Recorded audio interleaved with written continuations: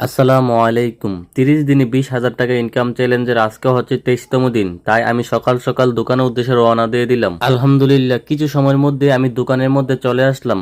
দোকান খোলার পর থেকে আমার দোকানে কাস্টমার আসতে শুরু করলো। তাই আমি কাজ করা শুরু করলাম। আলহামদুলিল্লাহ আজকে সকালে আমার দোকানে অনেক কাস্টমার আসছিল। আমি একের পর এক সবগুলো কাজ শেষ করে দিলাম। কাজগুলো শেষ করার পর দুপুর হয়ে গেল, তাই আমি দোকান বন্ধ করে আবার বাড়িতে চলে আসলাম। আজকে হচ্ছে জুমার দিন, তাই আমি জুমার নামাজ পড়ার জন্য মসজিদে চলে যাচ্ছি। আলহামদুলিল্লাহ জুমার নামাজ পড়ে আমি আবার বাড়িতে চলে আসলাম। বিকেল বেলা আমি আবার দোকানের উদ্দেশ্যে রওনা দিয়ে দিলাম। আলহামদুলিল্লাহ কিছু সময়ের মধ্যে আমি দোকানের মধ্যে চলে আসলাম। দোকান খোলার পরে আমার দোকানে কাস্টমার চলে আসছিল, তাই আমি কাজ করতে শুরু করলাম। আলহামদুলিল্লাহ আজকে বিকেলেও অনেক কাস্টমার আসছিল আমার দোকানে। তারপর আমি এক এক করে সবগুলো কাজ করে দিলাম। কাজগুলো শেষ করার পর সন্ধ্যা হয়ে গেল, তাই আমি দোকান বন্ধ করে মসজিদে চলে যাচ্ছি মাগরিবের নামাজ পড়ার জন্য।